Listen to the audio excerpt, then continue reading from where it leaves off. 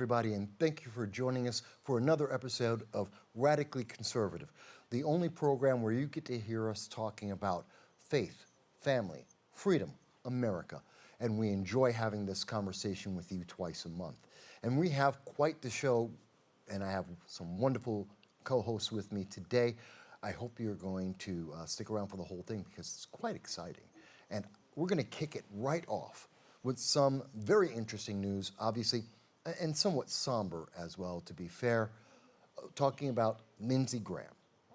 By now, I think most of the audience, most people in America have heard that Senator Lindsey Graham of South Carolina has passed away at the age of 71. It was rather sudden and surprised everyone. Let me first mention for everyone on the program that we give our condolences to his friends and family. We wish that he had still been here with us. He was a stalwart figure of American politics and our legislature, and he will be sorely missed, even by those who may have disagreed with some of his political leanings. But to be fair, Lindsey Graham is important to America. He is going to leave a hole in our politics. Whether you're on the left or the right, it doesn't matter. He was an advocate for the people, and I think it's going to change a lot about the 2026 midterm elections. It's going to change 2028 as well, and we're not sure how. I would think, and I'm pretty sure, that even with the loss of Lindsey Graham, the Republicans will still maintain at least a 51-seat majority in the Senate, especially now that Susan Collins has a clear road. Graham Plattner has dropped out because of yet another allegation. But even with losing Lindsey Graham, I think Republicans maintain 51 seats. That's a prediction I made before. I will stick with it. And you know what? Let me ask Peter. What do you think, Peter? I think it's unfortunate that Senator Graham passed away. He was one of the big MAGA supporters with President Trump in Washington. Big peace through strength advocate, et cetera. But I think it's going to change the way things go. But like you said, we don't know exactly how. I think we'll have at least the 51 seats, potentially more. I know his sister is going to be, or has been appointed to serve out the rest of his term. So I don't know if she plans on running again and carrying the family name or somebody else. But at least sooner or later, they're going to have to add somebody else to Tim Scott in South Carolina. So is it going to be, the late senator's sister or somebody else? That's yet to be seen. Okay, and we're also going to go over online in a remote access to our other co-host, Robert. And Robert, I want to ask you, when you're thinking about Lindsey Graham and his absence in American politics right now, how do you feel, and what do you think about the 2026 midterms, perhaps the 2028? How do you see this going forward?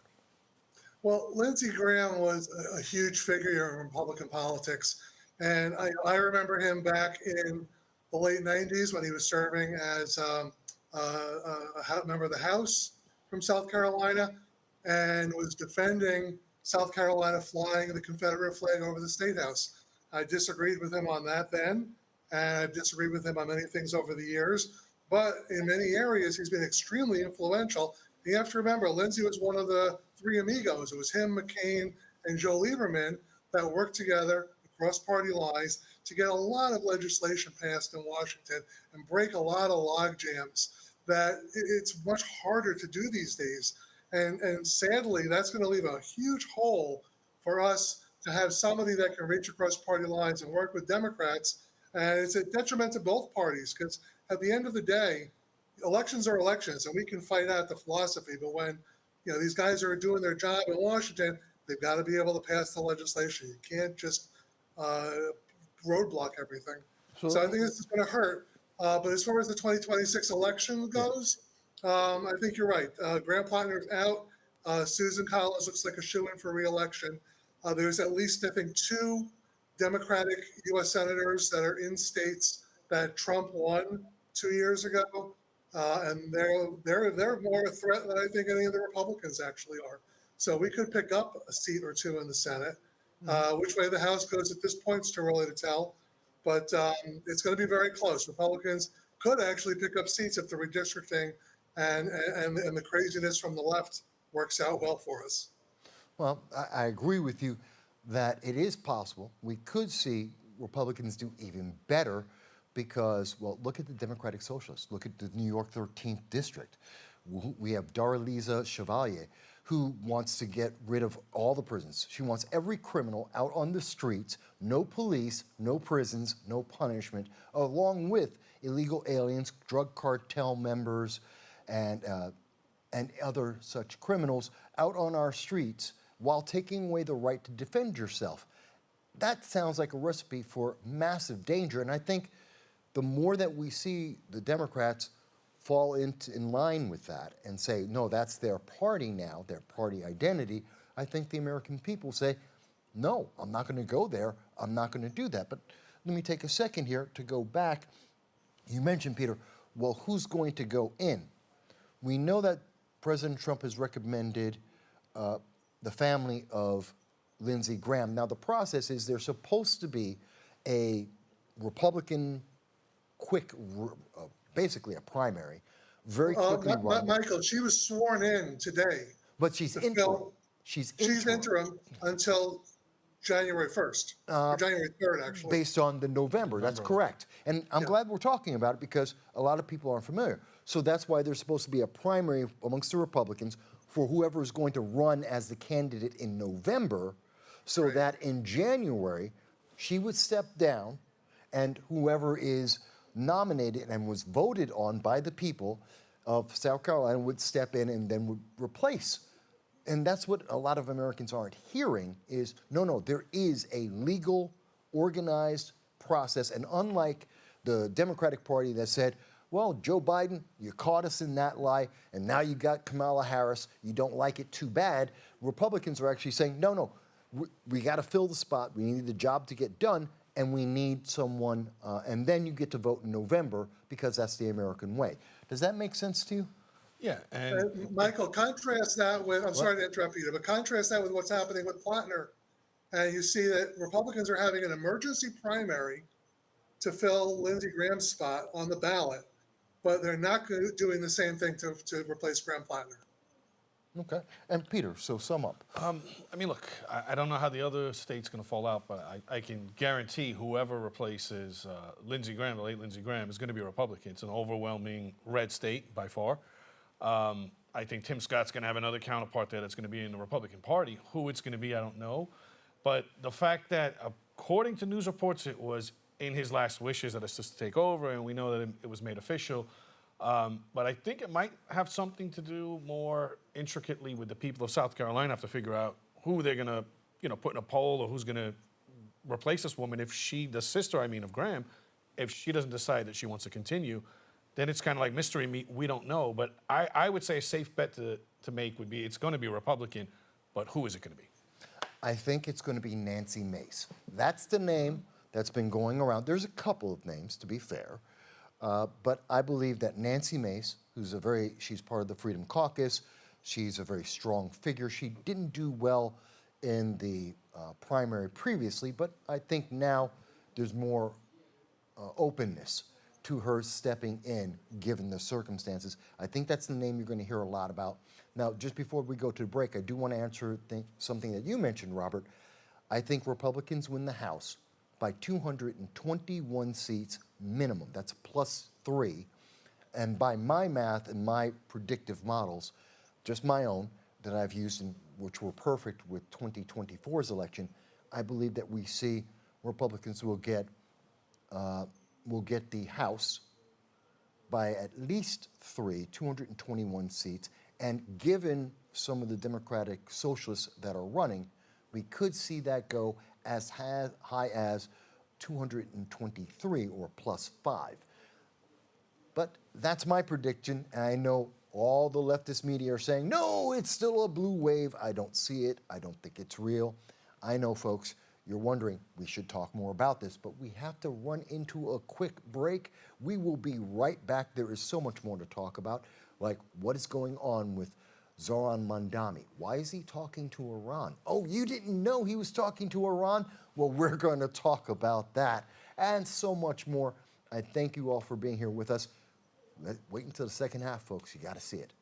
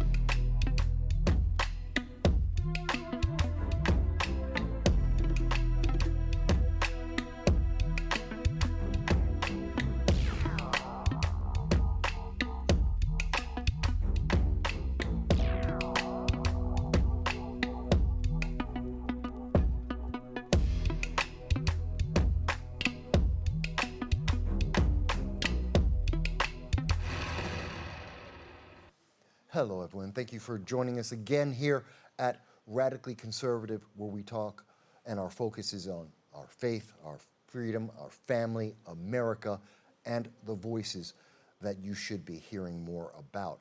But I want to take a moment to let you speak to or be introduced to my co-hosts. Let's start off with my first co-host, Peter.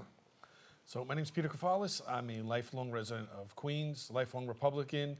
I was the 2025 Republican and conservative endorsed candidate for New York City Comptroller race, and I am one of the founders of the Queens Voice Media Channel. All right. And you may have already noticed that one of my other co-hosts is speaking with us remotely at the moment, and that's fantastic because he still wants to be here even when he can't be here in person. And that's Robert. Robert, go ahead and introduce yourself. Thanks, Michael. My name is Robert Hornak. I am a political consultant, lifelong Republican. I write a weekly column for the Queens Ledger newspapers. I'm the former executive director for the Queens GOP. I worked briefly for the Assembly Republican Minority Leader, and started off my political career running the New York Young Republican Club many, many years ago. So it's good to be here. Oh, it's never too many years. You still look like a young man. We're all, well, I'm not, but you guys are young men, and that's perfectly fine. And just in case you're wondering, I'm Michael Voss, or Michael Voss Vasquez, and I'm a political commentator for the last 20 years. I've been cited twice for scholarly works, ran for Congress, and also for the Broome County Legislature. So we all have a little bit of experience here, just a touch, more like half a century or more of experience in talking about politics. And right now, I know we were talking about the election, we were talking about Lindsey Graham, but let's take a step backwards in time a little bit, and let's talk about America 250, okay? The 4th of July, America's 250 years old, which is beautiful, and it is an astounding thing that in 250 years, we went from a bunch of farms and revolutionaries that said freedom is important, and we turned that around and we came into what we are right now, which is the leader of the world, which is phenomenal. Guess what, folks? Not everyone agrees about that. And in particular, Zohran Mamdani, the mayor of New York, 7 years in America, he decided to have a speech on July 3rd, not July 4th. He didn't celebrate America's birthday on July 4th. He prevented Americans from being able to celebrate July 4th and Times Square No, he decided to attack America boldly, and that pissed me off. But before I say anything more, perhaps I'm an outlier. Maybe I was the one who's a little bit different. Peter, you tell me, were you upset about that speech? What did you think of it? Listen, I was pissed off just like you were. It's obvious that Mamdani, as we like to call him here in New York, Zoo York, actually I refer to Zoo York now because he's let the place turn into a zoo. But no, listen, he hates New York, he hates America, he hates everything we stand for. He told everyone not to come to Times Square. There weren't police, but we had police for countless Knicks and FIFA events, not to knock the sporting events. But he's obviously, him and his wife, his own mother, quote unquote, said he's not an American. We know that. He hates our way of life. He's an op, in my opinion. He's been planted here. The seeds of something wicked and evil. And I think now a lot of people here in our city are having buyer's remorse, those who were fooled and voted for him and wanted free buses or whatever they thought he was going to do. And I think now people are starting to see the type of person he is and how everything he does is harmful to us. And no, I think you were right on the money. I was angry with that too. And I don't know anyone who was happy with that. Okay. Well, what about you, Robert? Let me ask you. You heard the speech. You heard him talk about equating America with racism, with greed, with everything that isn't socialism, everything that Mamdani hates, that he wants to remake America and change us completely, which I thought was very self-evident in his speech and very insulting. But again, that's my personal view. But you tell me, Robert, what do you think about his speech? You heard it. Oh, I heard it and I was so astounded I had to go back and reread it just so that I really made sure I understood what he was saying. First of all, it was a very schizophrenic speech in that he would talk about Washington and the revolution in really glowing terms, and then 2 seconds later he'd be talking about the oppression of America and how poorly immigrants are treated. Never mind that this is the immigrant story of America all along. And while he was condemning the conflict that people brought with them from whatever countries they came from, and he was talking about immigrants from Syria as if they've been here for 300 years, but wherever they've come from, they have encountered conflict when they've gotten here, hostilities from prior nations. That inadvertently he stumbled across the beauty of America because we are the only nation in the world that has taken in such a divergent group of people from so many different cultures and so many different countries and actually assimilated them to the point where they more or less, it took some time, but we more or less get together, get along now. And it's a beautiful thing to see. And this is what makes this country great. But Mamdani wants to condemn this as some kind of a flaw, that this process somehow justifies his desire to bring socialism to this country. At one point he says, we broke from England because of the incredible oppression that they had against us. Never mind that that oppression was based in taxation without representation and things of that nature that Mamdani actually wants to bring back.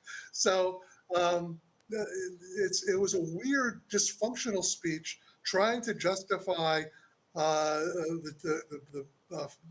what the founding was based on, and trying to say that his socialist policies are somehow the extension of that, ignoring 250 years of history.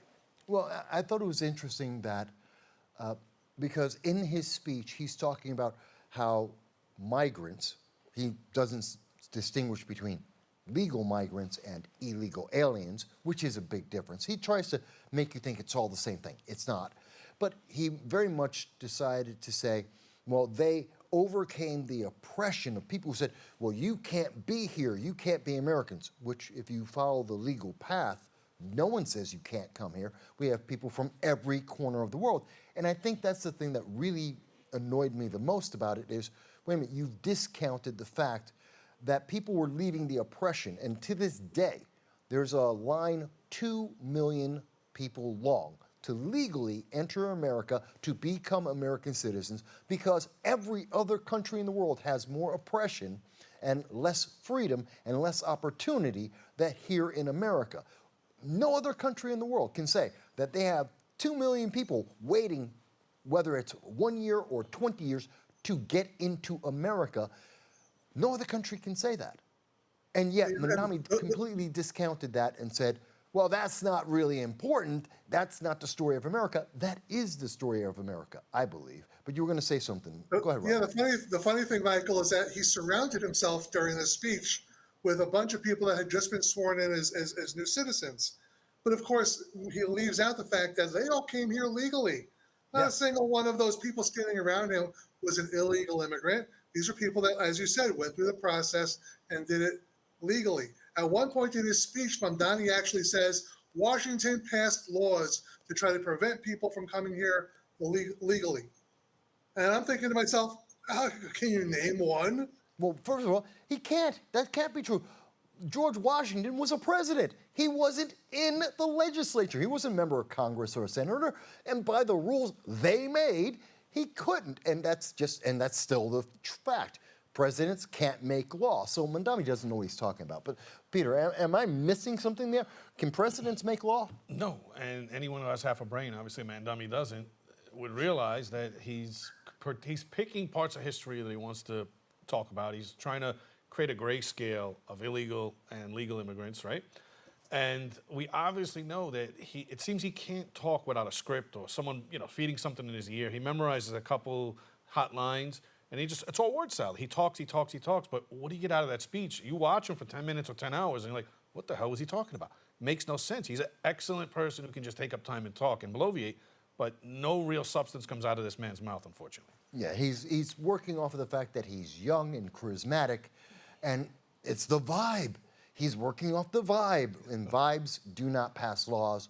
Vibes don't get people jobs. Vibes don't protect this nation. That's just the reality of it all. But let me switch gears a little bit, and maybe it's a little bit ahead of time. I know we still have a little bit more on the show, but what I want to talk about is something a little bit different.